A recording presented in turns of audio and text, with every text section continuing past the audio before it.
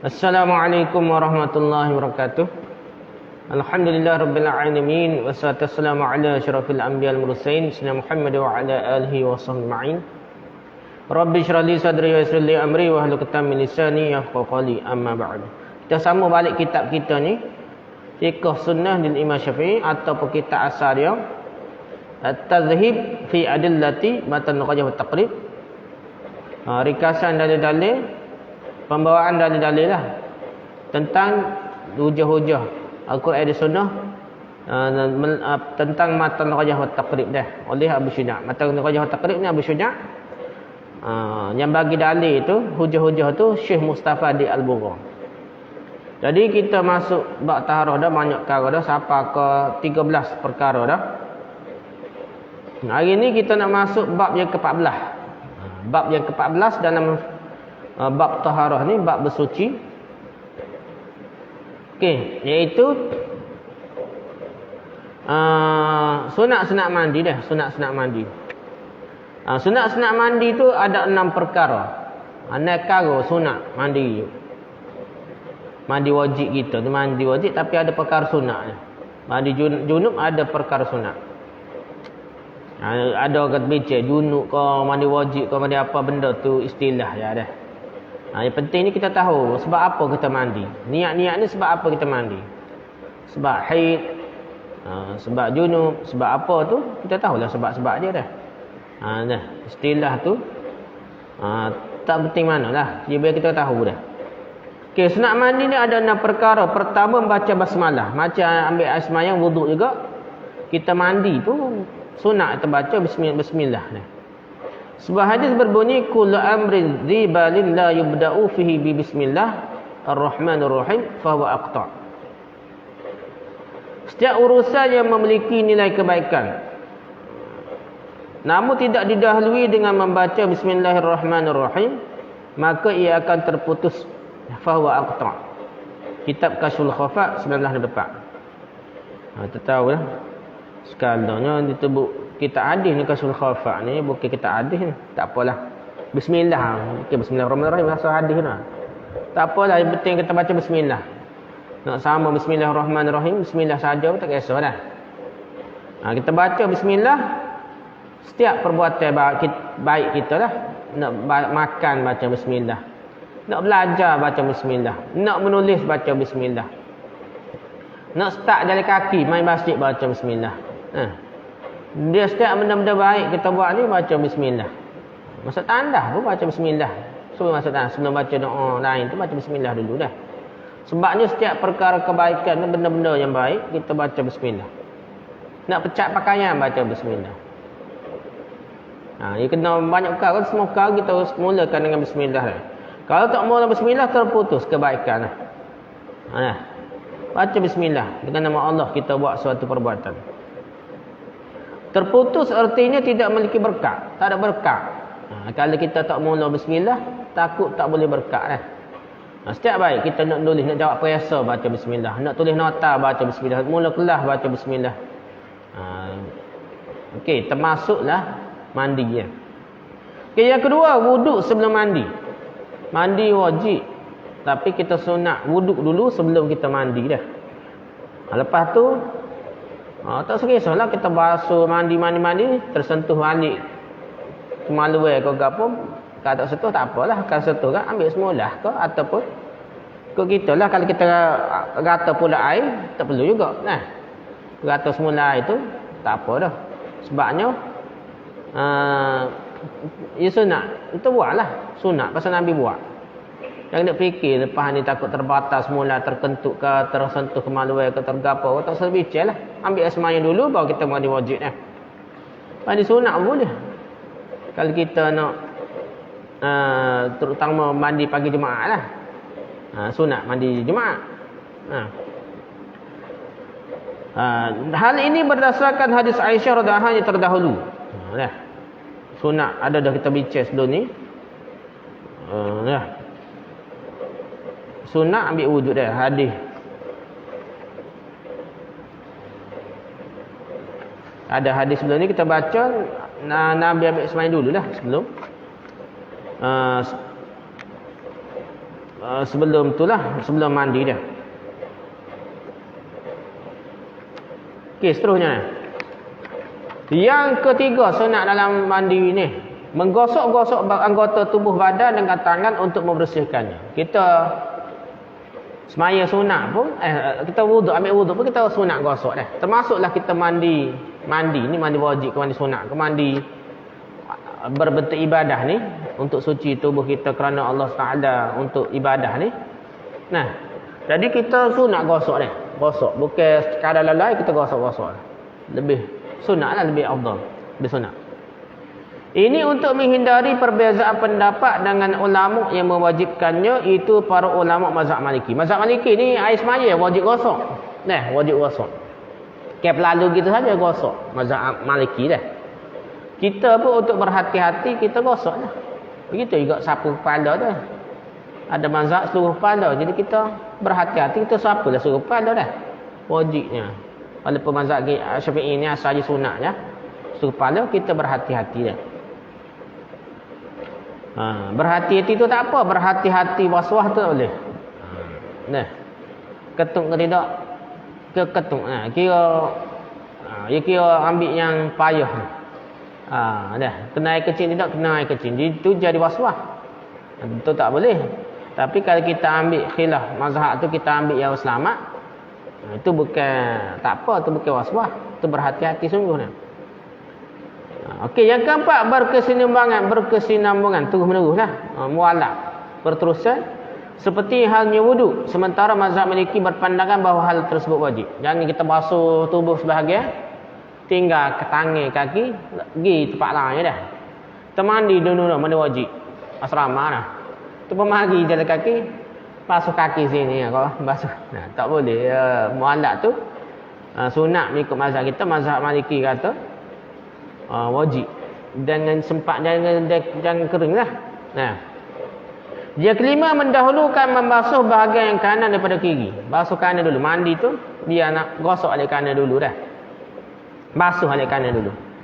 Yakni mendahulukan bahagian-bahagian tubuh yang kanan dahulu, baik luarnya maupun bahagian dalam. Sebagaimana diterangkan dalam hadis yang diriwayatkan oleh Imam Bukhari, hadis nombor 166, dan Muslim hadis nombor 168 dari Aisyah radhiyallahu anha. Dia berkata bahawa Rasulullah menyukai untuk mendahulukan bahagian yang kanan dalam urusan memakai sandal, pakai selipar, pakai kasut alik kanan dulu. Menyisir rambut, sisir rambut pun alik kanan dah. Sikat rambut, sisir rambut. Bersuci, gosok kau gapo, mandi kau, ambil wuduk kau alik kanan dulu dah. Dan seluruh kegiatan beliau mula ke kanan dulu. Cuma kita masuk masjid kanan, keluar masjid kiri dah. Tu ada dalil dah. Masuk tandas kiri, keluar tandas kanan dah. Tu ada dalil khusus lah. Pecah kasut, pecah selipar. Pecah mana dulu? Pecah kiri dulu. Kanan kita pakai dulu dah. Kalau kita nak pakai selipar, pakai kanan dulu. Baru kasut pun pakai kanan dulu. Kiri pakai kemudian lah. Lebih sunnah gitulah. Tidak wajib sunnah lah. Begitu juga kita pakai cak selipar kiri dulu, baru kanan lah. Cak kasut kiri dulu, baru kanan. Itu cara lebih sunnah lah. Okey, yang ke-15, mandi yang disunatkan. Tadi mandi wajib ke mandi sunat, ada perkara sunat. Dalam mandi wajib ada perkara sunat. Dalam mandi sunat pun ada perkara sunat tu juga, sama je. Okey, mandi yang disunatkan. Okey, jenis-jenis mandi yang disunatkan ada 17 mandi sunat. Ni kita kena tahulah. Kita ni mandi wajib cara, mandi sunat tak cara mana dah. Hari Jumaat ni akan mandi sunat Jumaat. Benda tu kita tak perasa dah. Okey, Imam Bukhari hadis 837, mandi sebelum solat Jumaat. Sebenarnya mandi sebelum solat Jumaat. Dah. Kita nak pergi sembahyang Jumaat, kita mandi. Tapi sempat ke mandi awak? Tak sempat. Kita nak sembahyang Jumaat tu kan ada tak sempat. Sebab kita ni bekerja hari Jumaat tempat kita ni. Kalau di setengah tempat negeri lain, Kelantan ke mana dia hari Jumaat cuti. Sepatutnya memang sempatlah mandi dulu sebelum pergi Jumaat. Kalau boleh Sebelum pergi sembahyang Jumaat, mandi dulu dah. Mandi sebelum solat Jumaat. Dalilnya Imam Bukhari hadis 807, Muslim hadis 844 nombor hadisnya. Dan kita hadis lain meriwayatkan dari Ibnu Umar radhiyallahu anhu, ia berkata bahwasanya Rasulullah sallallahu alaihi wasallam bersabda, "Idza jaa ahadukum ila al-jum'ati falyaghtasil." Wa li Muslim, "Idza arada ahadukum ay ya'tiya." Artinya apabila seseorang di antara kalian ingin solat Jumaat, hendaklah dia mandi terlebih dahulu. Nak pergi sembahyang Jumaat? Hendaklah mandi dah. Falyaghtasil, mandi dah. Maksud. Dalam riwayat Muslim dia tuturkan apabila seorang di antara kalian, di antara kamu ni ingin berangkat solat Jumaat. Nak pergi sembahyang Jumaat dah. Jadi begitulah asal saja. Tapi kalau kita tak rasa tak sempat dah, kita kerja ke belajar, kita pagi tu mandi niat, moga-moga boleh lah. Tapi ada syaratnya, setengah kata lepas subuh lah. Tak apalah, kita terah juga niat pagi Jumaat dah. Kalau boleh main selepas balik sekolah, balik kerja, mandi dulu. Kalau tak boleh juga, niat pagi-pagi lalu dah mandi dah. Moga-moga boleh jugalah sikit. Tak boleh lebih afdal kan. Okay, dalil yang memberi pemahaman bahawa mandi sebelum semua Jumaat itu tidaklah wajib. Ta'din falyaghtasil, mandilah macam wajib. Nabi suruh mandi dah. Tapi kenapa tak wajib? Ada dalil lain dah. Hadis yang diriwayatkan oleh Tirmizi, hadis nombor 497, "Man tawadda'a yaumal jum'ati fabiha wa ni'mat wa man ightasala fal ghuslu afdal." Artinya, barang siapa berwuduk untuk solat Jumaat, maka ia telah mengamalkan sunnah. Nah, dan itu adalah sebaik-baik sunnah. Wa ni'mat wa ni'mat, sebaik-baik sunnah. Dan barang siapa mandi, maka mandi itu lebih utama. Wa man ightasala fal ghuslu afdal. Ini dalil hak mengatakan sunat. Tidak wajib mandi pagi Jumaat tu, mandi sebelum pergi sembahyang Jumaat tidak wajib dah. Ada mazhab yang kata wajib. Mazhab tertentu dia kata wajib mandi pagi Jumaat. Atau seminggu sekali tu hari Jumaat wajib mandi dah. Okay, yang kedua, sunat apa lagi? Mandi pada hari raya Aidil Fitri dan Aidil Adha, hari raya. Imam Malik radhiyallahu anhu berikan dalam kitab Al-Muwatta Imam Malik tu, jilid 1 muka surat 188, bahwasanya Abdullah bin Umar radhiyallahu anhu mandi pada hari raya Aidil Fitri sebelum berangkat solat. Mandi pada hari raya Aidil Fitri sama hukumnya dengan mandi pada hari raya Aidil Adha. Dalilnya ada dalil Aidil Fitri kias ya, serupa dengan Aidil Adha lah. Nak sembahyang raya, kita sunat mandi dia. Yang ketiga sunatnya mandi sebelum solat istisqa. Istisqa tahu istisqa? Solat minta hujan. Kemarau lama istisqa dipanggil minta hujan, saqa. Istisqa minta hujan. Jadi minta air hujan, minta hujan lah di kemarau apa dah. Dia keempat, jadi kita nak pergi sembahyang solat istisqa minta hujan di tempat terbuka, di padang molek dah. Masjid boleh Tapi kalau sembahyang sunat istisqa, kajian suruh kita pergi, kita moleknya mandi dulu sebelum pergi sembahyang solat istisqa. Yang keempat, mandi sebelum solat gerhana bulan. Dah. Sekarang ni jalan lama dah dah. Dia boleh istihar bila gerhana bulan, gerhana matahari. Boleh istihar. Jadi kita nak sembahyang tu, kita tahu dah kajian istihar dah pukul berapa gerhana bulan, pukul berapa gerhana matahari. Tarikh dia bila, jam pukul berapa dah. Jadi kita boleh ready awal-awal sekarang lah. Dulu tak tahu dah. Sekarang ni ilmu falak tu yang dikira lama dahnya. Cuma zaman dulu kak ahli falak je tahu. Sekarang ni boleh ada internet, ada TV, ada radio, macam-macam. Cepatlah maklumat tu sampai kepada masyarakat. Yang kelima, mandi sebelum solat gerhana matahari. Sama adalah. Saya belum menemukan dalil naqli perihal kesunahan 3 mandi ini.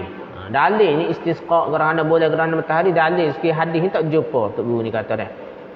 Kemungkinan para ulama berpandangan akan kesunahannya berdasarkan dalil qiyas terhadap solat Jumaat dan solat Aidil Fitri, sebab semuanya sama-sama disyariatkan untuk dikerjakan secara berjemaah dan orang-orang diperintahkan untuk berkumpul menghadirinya. Jadi sunat tu sebab berkumpul lah. Dia ramai-ramai kubur ni kalau busuk ke dia dah. Jadi lebih baik kias lah. Tapi tak kuat lah. Tidak sunnahnya kecil lah. Tidak sebesar sunnah hari Jumaat, hari raya Aidil Fitri dan Aidil Adha. Itu lebih besar lah. Yang keenam, mandi setelah memandikan jenazah. Kalau kita mandi jenazah, mandi orang mati. Orang mati, kita mandi dah. Awak pun tak boleh kira kadang-kadang. Keluarga kita ni, dia keruh habis anak beranak dah. Tok nenek awak meninggalkan dia, suruh dia. Jadi kalau awak mandi jenazah, lepas awak mandi jenazah, awak sunat mandi pula dah. Tidak wajib. Tapi ada mazhab kata wajib, gitulah.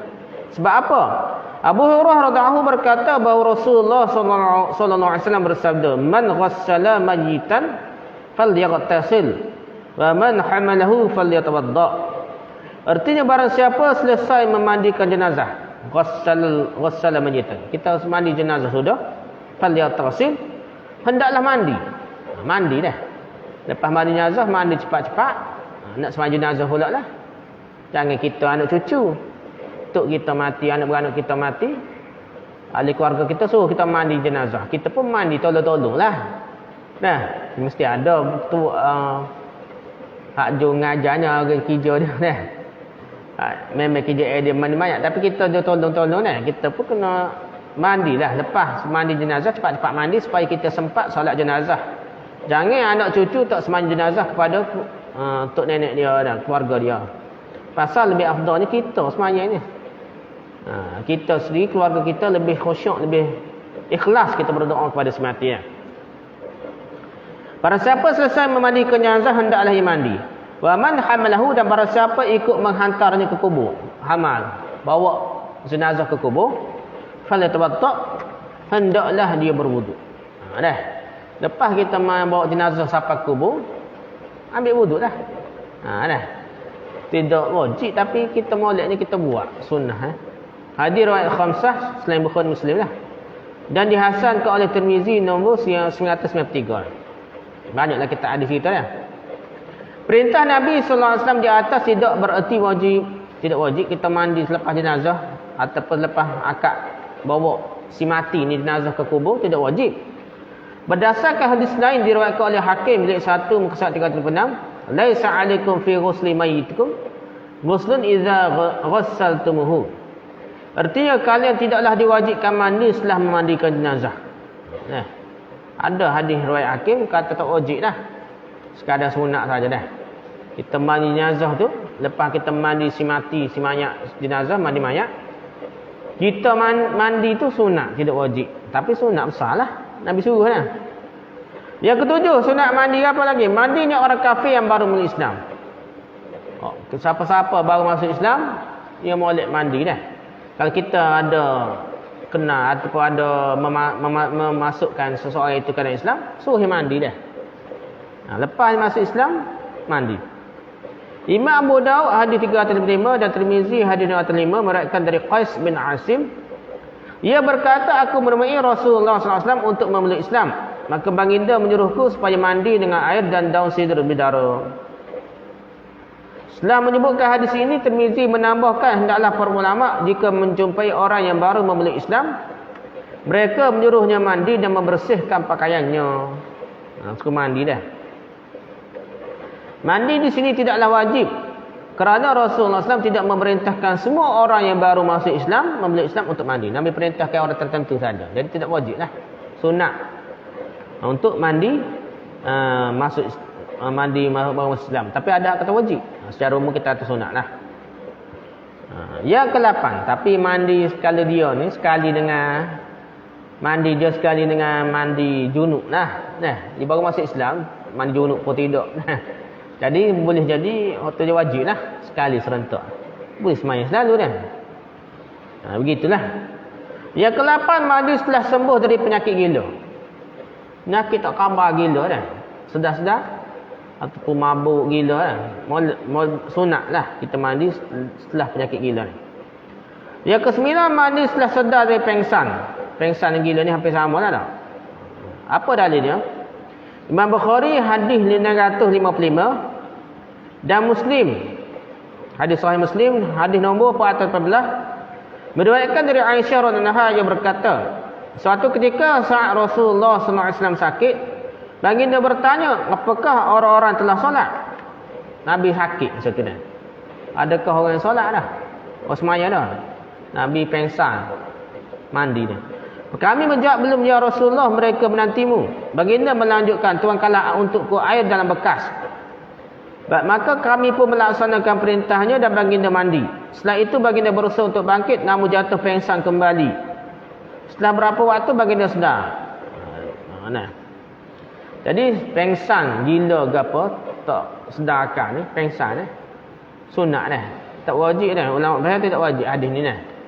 Jadi kalau kita pengsan ke siapa dia pengsan tak, molek mandi dah. Tapi sekadar mampulah dah. Nabi sendiri suruh. Kalau dia sakit payah mungkin dia tak. Tapi kalau kita pengsan ke tak sedar ke dah, gila ke, mabuk ke, lepas tu kita sedar, kita molek je mandi dah, sunat mandi. Sembuh dari penyakit gila sama hukumnya dengan siuman dari pengsan. Sama dah. Bahkan itu lebih utama untuk mandi. Orang gila sedar daripada gila, lebih utama mandi berbanding orang pengsan dah. Okey, yang ke-10, sunat yang ke-10 dah. Mandi sunat. Mandi ketika hendak melakukan ihram. Ihram haji, nak niat haji, kita berhenti mana-mana. Kalau kita naik ke terbang tak, lalu ke miqat dah. Miqat makan di tempat tu. Jadi kalau kita tak sempat mandi awal-awal lah, jangan mandi atas kereta terbang. Bahaya lah. Jadi mandi sebelum naik kereta terbang. Tapi kalau kita naik kenderaan apa, tidak naik kereta terbang, maksudnya boleh lalu ke mana, berhenti dulu sebelum masuk. Sebelum di Zulhulaifah lah, di Yalamlam lah, tempat-tempat orang niat miqat dah, niat tempat niat haji ke niat umrah ni. Nah. Jadi kita niat situ, kita mandi dulu, situ baru kita niat dah. Sunat. Imam Tirmizi hadis 830 meriwayatkan dari Zaid bin Thabit radhiyallahu bahawa dia melihat Rasulullah sallallahu alaihi wasallam mengganti pakaian untuk ihram dan mandi terlebih dahulu. Siapa tempat tu nak niat, Nabi mandi tukar pakaian pada ihram, barulah Nabi niat dah. Yang ke-11, mandi sebelum masuk kota Mekah. Bukan nak haji apa, nak masuk kota Mekah. Imam Bukhari hadis nombor 1478 dan hadis Sahih Muslim hadis 1259 meriwayatkan, dan ini adalah redaksi lafaz daripada Muslim, hadis Sahih Muslim, dari Ibnu Umar radhiyallahu anhu bahwasanya setiap kali hendak memasuki kota Mekah, ia selalu bermalam di Zituwa. Baru keesokan harinya ia mandi dan memasuki kota Mekah pada siang hari. Ia menuturkan bahawa Nabi SAW pernah melakukan seperti itu. Ibnu Umar ni anak Umar Al-Khattab lah. Ibnu Umar nama dia Abdullah bin Umar radhiyallahu anhu dah. Jadi dia nak masuk kota Mekah, dia berhenti di Zituwa. Sebelum betul-betul masuk Mekah tu sempadan Zituwa lah. Dia pun tak masuk lalu masa tu, dia berhenti situ, dia mandi pagi esok tu, dia mandi. Lepas tu barulah siang hari tu baru masuk ke kota Mekah sebagai tanda hormat pada kota Mekah. Dah. Sana suci kan. Jadi molek ni kita mandi sebelum masuk kota Mekah. Kalau boleh berhenti mana-mana lah. Yang ke-12, mandi ketika hendak wukuf di Arafah. Kalau kita pergi Mekah, bermalam di Muzdalifah 8 Zulhijjah tu, 9 Zulhijjah tu wukuf di Arafah dah. Wukuf di Arafah pada 9 Zulhijjah tu, molek kita mandi. Nak wukuf tu kita mandi dah. Mandi di Arafah ke, mandi sebelum tu sikit ke. Mandi betul di Arafah ke kalau boleh lah, tak tahulah. Ramai seorang orang ni, berjuta orang. Imam Malik meriwayatkan dalam kitab Al-Muwatta jilid 1 muka surat 322 dari Ibnu Umar radhiyallahu anhu bahwasanya ia selalu mandi ketika hendak melakukan ihram dan ketika hendak memasuki kota Mekah serta ketika akan wukuf di Arafah pada siang hari. Jadi dalam kitab Muwatta Imam Malik ni, Ibnu Umar ni nak ihram. Dah niat nak buat haji ke umrah, nak masuk kota Mekah. Dan ketika nak wukuf di Arafah pada siang hari pun dia mandi dia. Yang ke-13 sunat mandi juga, mandi pada waktu mabit di Muzdalifah. Dah sebelum wukuf di Arafah lah. Namun yang menurut pendapat yang lebih sahih, hal tersebut tidak disunahkan. Muzdalifah ni 8 Zulhijjah. Kau apa dia tidak sunat lah dah. Sebelum itulah, sebelum wukuf di Arafah. Yang ke-14, mandi ketika hendak melempar jumrah yang ketiga. Lempar, melontar, tahu Mekah kan ada tempat melontar tu. Ya, ada 3 tempat melontar, Jumratul Ula, Jumratul Wusta, Jumratul Aqabah. Tempat melontar tu 3 tu kita sunat mandi dululah sebelum melontar. Sebelum melontar tu kita mandi. Dah. Hari pertama tu Jumratul Aqabah saja, hari ke-11, 12, 13, malam ke-11, hari ke-11, 12, 13 tu melontar 3. Jadi kita punya mandi, sunat mandi lah untuk melontar. Yang ke-15, mandi ketika hendak tawaf. Nak tawaf Mekah. Dia ganti sunat tahiyatul masjid di Mekah tu, di Masjid Haram kita sunat tawaf. Namun menurut pendapat yang biasa dijadikan pegangan yang muktamad, mandi sebelum tawaf tidak boleh dianjurkan, tidak sunat, kita boleh kena. Ia buat khilaf. Dan mazhab Syafi'i pun beza dah. Sini kata sunat mandi ketika hendak tawaf, tapi pendapat muktamad yang paling diiktimakkan, jadi diputuskan sebagai pendapat yang paling kuat dalam mazhab, tawaf nak mandi ketika nak tawaf tu tidak sunat dah. Yang ke-16, mandi ketika hendak sa'i. Serupa nak tawaf dia lah. Tawaf dia kena tawaf dulu baru sa'i. Tahu sa'i, tahu? Tawaf ni keliling Kaabah dah. Tahu tawaf keliling Kaabah? Sa'i, tahu sa'i? Sa'i ni naik daripada Safa ke Marwah. Lepas tu balik Marwah ke Safa. Safa ke Marwah. Sebanyak 7 kali dah. Tu dia panggil sa'i. Sa'i ni lepas tawaf baru sa'i dah. Tu untuk ingat peristiwa mak kepada Nabi Ismail. Yang mana sekehajar tu, yang mana cari air dah. Nabi Ismail tak ada air. Toknya Nabi Muhammad sallallahu alaihi wasallam lah dah. Nabi Ismail alaihi salam tak jumpa kecil lagi masa baby. Mak dia tak jumpa air gak, pergi mari dah. Tiba-tiba baru keluarlah air zam dah. Menapa air zam-zam. Tu peristiwa sa'i. Yang ke-17, mandi sebelum memasuki kota Madinah Munawwarah. Ni kiyah lah dah. Dengan Mekah ya. Okey, seterusnya. Hukum mengusap sepatu, kasut. Kita ni, kita pakai. Dia ada bahan. Oh, zaman dulu, dia pakai kasut, dia macam ikat payah sikit dah. Ada kadet askar ke apa. Bomba, pakai kasut payah kot bomba, saya tahu. Lepas tu, apa panggil? Sini. Kaspa panggil. Siapa je Kaspa. Dia macam apa? Itulah. Rela dah macam bomba juga lah kasut. Jadi pakai kasut mana? Kasut askar gitu jadi payah buka dah. Jadi orang Arab dulu pun begitulah. Kasut dia payah nak buka. Diikat-ikat agak. Dia ambil asmaya dulu, lepas ambil asmaya pakai kasut dia, sepatu dia, kasut dia tu. Dia pakai sapu, tak pecah dah kasut. Sapu atas kasut. Hukum mengusap sepatu adalah boleh. Boleh kasut ni. Banyak hadis yang menunjukkan kebolehan hal ini. Di antaranya hadis yang diriwayatkan oleh Bukhari, hadis nombor 330. Hadis Sahih Muslim nombor 272. Dengan redaksi dengan lafaz Muslim dari Jabir radhiyallahu bahwasanya ia buang air kecil lalu berwudu dan mengusap kedua sepatunya. Jabir ni buat sahabat Nabi ni. Dia buat ini kecing ni. Lepas kecing tu, buat kecing, dia ambil semaya, sapu je. Dia tak pecah kasut dia lah. Kita ni masuah takut kasut kena air kecing dah ke apa tak.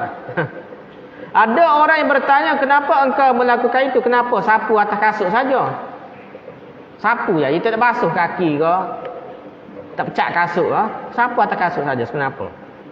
Dia menjawab, saya melihat Rasulullah SAW kencing lalu berwuduk dan mengusap kedua sepatunya. Kita tengok Nabi ni kencing lalu wuduk dan susap kedua sepatunya, Nabi tak pecah. Kencing tak pecah kasut. Masa ambil semaya pun tak sapu atas kasut, tak pecah kasut dah. Pakai sapu atas kasut saja dah. Hasan al-Basri menguatkan bahawasanya hadis-hadis tentang mengusap sepatu, mengusap kasut ni diriwayatkan oleh kurang lebih 70 para perawi, baik yang bersumber dari perbuatan Nabi atau dari sabda baginda. Jadi sapu atas kasut. Syiah tolaklah. Dari kitab-kitab akidah dia bincang bab ni. Tanda Syiah ni, tanda ajaran sesat, dia tolak. Dia menolak bolehnya sapu atas khuf, atas kasut ni. Tanda ajaran sesat. Tak bagi sapu. Syiah tak bagi sapu atas khuf, tapi dia sapu kaki dia. Itu tanda ajaran sesat Syiah ni. Jadi 70 perawi, 70 hadis yang berlainan cerita tentang usap sepatu dia. Baik bersumber dari perbuatan Nabi atau daripada sabda baginda. Jadi hadis tu hampir mutawatir maknawi dah. Jadi siapa tolak, tanda rosak akidah. Jadi boleh sapu atas kasut. Stoking macam mana stoking ni? Tak ada bincang ni. Jadi stoking tu khilaf lah. Ada orang kias dengan kasut. Tengoklah dah. Kalau kita tempat kita ni perlu pecah-pecah lah. Berkasut biasa dah. Tapi suka ke tempat sejuk mana sangat boleh lah. Tu tak apalah, tu perbincangan lain. Dalam mazhab kita ada kata mazhab Syafi'i tak boleh. Dia kata khuf ni kasut kulit lah, macam-macam dah ada. Tapi yang pentingnya kasut apa pun yang sukar dia buat tu bolehlah kita pakai kita sapu dah. Terutama sejuk gapo gangguan dah. Tempat kita ni bodoh belaka, tempat lain tu payah dah, panas lah, sejuk lah, macam-macam. Okey, yang ke-17, syarat mengilap sepatu sapu atas khuf tadi. Kasut, atas sapu atas kasut. Syarat mengilap sapu atas sepatu atas kasut ni ada 3. Pertama, mulai memakai kedua sepatu sebab kasut ni saat dalam keadaan suci. Kita pakai kasut kita tu, kita ambil asmain dulu. Lepas kita pakai kasut, kita tak mau pecah, susah nak pecah, malah pecah, sapu atas kasut ni. Boleh lah. Dah. Hadis riwayat Bukhari, hadis nombor 23, dan Muslim hadis riwayat 4 meriwayatkan dari Al-Mughirah bin Syu'bah radhiyallahu, dia berkata, suatu malam aku bersama Rasulullah sallallahu alaihi wasallam dalam sebuah perjalanan, aku menuangkan air untuk wuduk baginda. Baginda membasuh mukanya, kedua tangannya, lalu mengusap kepalanya. Ketika aku hendak menggosok kedua sepatunya, beliau berkata da'huma, memecah kedua sepatunya, beliau berkata da'huma fa inni adkhaltuhuma tahiran. Dia kata ada sahabat ni nak pecahlah kasut Nabi ni. Nabi kata biarkanlah. Da'huma fa inni adkhaltuhuma tahiran. Biarkanlah kasut tu kerana aku memakainya dalam keadaan suci. Nabi tak bagi pecah kasut. Nabi kata dia ambil asmai dulu sebelum pakai kasut, lalu baginda menyapu atas kedua kasutnya. Sapu je. Lap saja, sapulah. Lap saja ke atau sapu atas kasutnya. Yang kedua, syarat kedua, sapu atas kasut ni boleh. Hendaklah sepatu atau kasut itu yang dipakai dapat menutupi batas-batas kaki yang wajib untuk dibasuh ketika wuduk. Kasut tu biar boleh lebih buku lali. Kasut yang boleh untuk disapu, kasut yang lebih daripada buku lali. Tu mengikut mazhab kita dah. Barulah boleh sapu. Kalau tidak tak boleh. Yang ketiga, kedua sepatu hendaklah diperbuat dari bahan yang kuat untuk dipakai dalam perjalanan jauh. Sepatu kuat. Kalau post stocking tu mazhab kita tak terima lah. Dia kata lembek ni. Sepatu tu boleh menahan kasut, post kasut sungguh lah, tahan panas, sejuk dan tahan carik lah. Tak carik mudah. Tak apalah, tu perbahasan. Okey, yang ke-18. Kau apa tu? Batasan waktu mengilap sepatu. Nak sapu atas khuf ni selama mana? Boleh tak boleh? Seseorang yang mungkin bermusafir dapat menyapu sepatu tu atau mengilap sepatu selama sehari semalam. Yang mungkin tidak bermusafir, mungkin tidak bermusafir lah mungkin ni. Kalau mungkin tak bermusafir duk kapur duk rumah dia, dia pakai kasut, dia boleh sapu atas kasut dia sehari semalam dah, 24 jam. Lebih kurang gitulah. Sedangkan orang yang melakukan perjalanan dapat melakukannya 3 hari 3 malam. Orang musafir, kita musafir sebentar ya. Tapi zaman dulu berhari-hari musafir. Berbulan kan nak sapa setepak dah. Jadi dia pakai khuf ni nak pecah jadi masalah. Imam Muslim hadis 276 dan lain meriwayatkan dari Syuraih bin Hani yang berkata, aku mendatangi Aisyah radhiyallahu anha untuk menanyakan perihal hukum mengusap kedua sepatu. Ia menjawab, datanglah kepada Ali, sesungguhnya ia lebih tahu tentang masalah ini daripada aku. Dia pernah bermusafir bersama Rasulullah. Maka aku bertanya kepada Ali. Ia menjawab, Rasulullah menentukan waktu 3 hari 3 malam untuk orang yang musafir, dan 1 hari 1 malam bagi orang mukim. Boleh sapu atas atas kasut. Permulaan batas waktu memakai sepatu dihitung sejak pertama kali hadas, setelah mengenakan sepatu. Kita pakai ambil semayang. Kita ambil semayang Zuhur kita kata dah. Lepas tu kita semayang Zuhur. Lepas tu kita ketuk pukul 3 petang tu ketuk. Nah. Kita pun ambil semayang, kasut tu kita sapu pukul 5 lah masa asar dah. Hak pukul 3 tu kita ketuk dah dia dah. Kita batal wuduk ataupun kencing. Jadi dia kata mula waktu dia sejak dia pertama hadas, bukan sejak pakai kasut tu. Sejak bukan Zuhur, sebelum Zuhur dia pakai kasut tu. Sejak dia ketuk ni, sejak dia batal wuduk tu pukul 3 esok sampai pukul 3 esok lah. Gitu dah kalau di rumah. Kalau musafir pukul 3 hari ketiga lah. 3 hari ni dah lagi, 3 esok. Pertama, 3 lusa, tolak dah. 3 hari 3 tu barulah batal nak pecah kasut. Untuk musafir. Apabila seorang telah mengusap sepatu di rumah lalu bermusafir atau melakukan musafir kemudian mukim, maka ia harus menyempurnakan waktu mengusap sebagai orang mukim. Jadi yang ambil paling rendah lah. Dia musafir ataupun dia bermukim, tiba-tiba nak musafir, nak jalan jauh, pergi Kurupu ke, pergi Kelantan ke ya. Jadi dia sapu tu, dia hanya sapu ketika bila dah dia boleh sapu tu, dia kena kira mukim dah. Sehari dah. Tak boleh lewat 3 hari dah. Lepas tu kalau dia musafir tiba sampai rumah, dia kena ambil bermukim, dia tak boleh ambil 3 hari dah. Dia ambil paling rendah lah. Ikut mazhab kita, berhati-hati. Okey, yang ke-19. Berapa dah kita? Perkara-perkara yang membatalkan keharusan, kebolehan mengusap sepatu sampai atas kasut. Ada 3 hal yang membatalkan keharusan mengusap sepatu. Pertama, kerana melepaskan sepatu. Selepas kasut dah. Lepas kasut, tak boleh sapu atas kasut dah. Yang kedua, telah habis masa yang dibolehkan. Lepas sehari ke, 24 jam. Ataupun lepas 3 hari dah musafir. Habis masa tu kena pecah, ambil semayang seperti biasa. Yang ketiga, ada perkara yang mewajibkan mandi. Ada perkara yang mewajibkan mandi dah.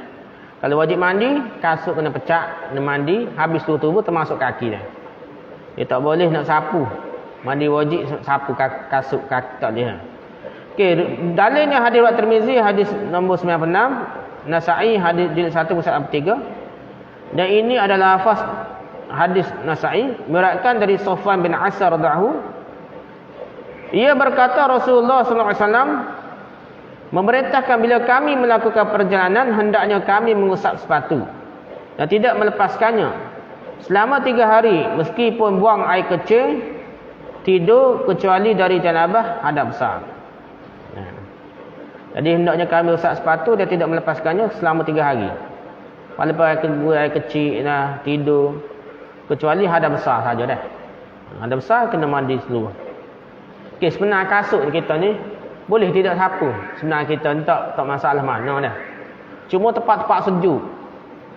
Dan tempat panas sangat, sejuk sangat jadi menjadi masalah. Jadi kasut biasa pun sebenarnya boleh sapu dah.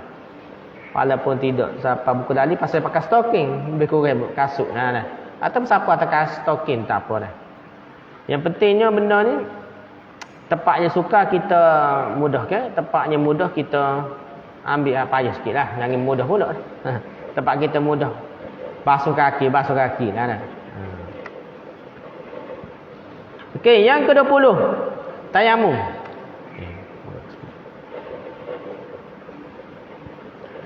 Syarat-syarat tayamum ni, sapu tanah, guna tanah ni. Tak adanya uzur disebabkan sakit atau musafir jauh. Sakit kau musafir jauh boleh tayamum dah, ganti air. Guna debu lah. Allah Ta'ala firman, a'udzubillahi minasyaitonirrajim. Wa in kuntum junuban fattaharu wa in kuntum marda aw ala safarin aw jaa ahadun minkum minal ghaiti aw lamastumun nisaa falam tajidu ma'an fatayammamu. Artinya, jika sekiranya kamu berada dalam keadaan junub, maka bersucilah. Jika kamu sakit, bersucilah. Jika kamu sakit atau dalam perjalanan atau kembali dari tempat buang air, kecing ke berok ikutlah dah, atau menyentuh perempuan, la mastumun nisa, ada bahalah. Ada ulama kebijakan tafsir sebut bersetubuh, bukan sentuh wanita biasa dah. Tak apalah, sini menyentuh perempuan. Lalu kamu tidak memperoleh air, maka bertayamumlah. Kalau tak ada air, tayamumlah. Surah Al-Maidah ayat 6. Hadis riwayat Bukhari hadis 341 dan Muslim hadis 642. Meriwayatkan dari Imran bin Husain radhiyallahu, ia berkata, kami melakukan perjalanan bersama Rasulullah SAW. Musafir dah, perjalanan jauh dah. Lalu baginda mengimami kami solat. Tiba-tiba ada seorang sahabat yang memisahkan diri. Maka baginda bertanya, kenapakah engkau tidak ikut solat bersama? Tak solat jemaah ni. Sorry dia. Dia menjawab, aku dalam keadaan hadas besar dan tidak menemui air untuk mandi. Rasulullah SAW bersabda, alaika bis-sa'id fa innahu yakfika. Artinya, bertayamumlah kamu, sesungguhnya itu sudah pun cukup bagimu. Kalau tak ada air, gunalah debu, tanah, pasir ke apa, sapu tu kira jadi lagi. Nah. Yang kedua, telah masuk waktu solat dan sudah berusaha mencari air dahulu. Mencari air dulu. Masuk waktu solat baru cari air. Tak ada air baru boleh tayamum. Imam Bukhari hadis nombor 308 meriwayatkan dari Jabir radhiyallahu bahawa Nabi sallallahu alaihi wasallam bersabda, "Ju'ilat liyal ardu masjidan wa tahuran. Wa ayyama rajulin min ummati adrakathu shalah falyusalli. Wa 'inda Ahmad aynama adrakatni as-shalah tamassahtu wa sallaitu." Artinya, bumi dijadikan untukku sebagai tempat sujud dan kemudahan bersuci. Bumi ni tanah ke apa, selain air pun boleh jadi suci dia. Maka siapa sahaja dari umatku yang menjumpai waktu solat, hendaklah ia solat segeralah, solat selalu. Dalam riwayat Ahmad jilid 2 muka surat 222 disebutkan, di mana pun kamu menjumpai waktu solat, maka aku mengusap, tamassahtu dah, aku usap dan solat dah. Jadi hadis ni Nabi tak jumpa air, tak paksa-paksa cari air, sekadar mampu saja, tu sapu dah, tayamum tu dah. Kedua hadis di atas mengisyaratkan bahawasanya tayamum disyariatkan apabila tidak menemui air ketika waktu solat telah tiba. Tiba waktu solat barulah cari air dah. Cari air tak jumpa barulah tayamum lah. Yang ketiga, berhalangan untuk menggunakan air. Pertama, tak ada air, tak boleh guna air dah. Yang pertama, uzur sakit. Yang kedua, tak sakit pun tak boleh guna air, sakit juga kan. Tak boleh guna air. Kalau guna air jadi penyakit ke apa ke, bukan bahaya dah. Ataupun air tu nak guna untuk minum dah, kurang air. Yang keempat, memiliki air tapi diperlukan untuk hal yang lebih penting seperti minum dan lain. Di laut, kalau tempat yang tak ada daripada pasir, minum air lebih penting daripada kita ambil air semayang. Jadi kita guna untuk minum lah. Jadi kita nak semayang, kita sapu tayamum di pasir lah, di tanah gitu kan. Yang kelima, tanah yang dipakai untuk tayamum hendaklah suci dan berdebu. Apabila bercampur kapur atau pasir, maka tidak sah digunakan untuk bertayamum. Itu mazhab kita lah. Kita kira mudah lah. Pasir tu kira tanah, debu tu dah. Yang pentingnya tanah dah, macam debu ada sikit ke debu lah. Kalau sekarang ni banyak ulama bahas debu sikit pun boleh sapu dah. Kita kira mudah lah, jangan kita payah. Masuk dah dah. Sebenarnya rukun tayamum dah. Pertama, niat. Kena niat dah. Niat ni lintas hati je. Kita tahu kita nak tayamum. Ni ada dah. Yang kedua mengusap wajah. Yang ketiga mengusap tangan hingga ke siku dah. Ini mazhab kita, tangan hingga ke siku. Yang keempat tertib. Maksudnya usap wajah dulu baru tangan. Hal ini selaras dengan firman Allah Taala, "Fatayammamu sa'idan tayyiba famsahu biwujuhikum wa aydikum minhu." Artinya maka bertayamumlah kamu dengan tanah yang baik, yang bersih. Sapulah mukamu dan tanganmu dengan tanah itu. Dalam Al-Quran itu sebut sapu muka dulu, barulah sapu tangan dah. Jadi tertib. Tapi hadis Sahih Bukhari dan banyak hadis lain yang kuat, sapu muka tangan selalu. Tidak ambil tanah lain. Kalau kira hadis kuat tu. Hadis Sahih Bukhari, sapu tepuk sekali, sapu muka dan tangan sekali tu. Dah. Kalau nak, tapi mazhab kita berhati-hati tu, tepuk sekali sapu muka, tepuk sekali sapu tangan, sapu lagi sini lah. Ni cara mazhab Syafi'i lah. Habislah setakat tu dulu. Sikit lagi kau. Tak apalah setakat tu. Wallahu a'lam. Subhanakallahumma hamdika subhanakallahumma hamdika asyhadu an la ilaha illa anta astaghfiruka wa atubu ilaik. Assalamualaikum warahmatullahi wabarakatuh.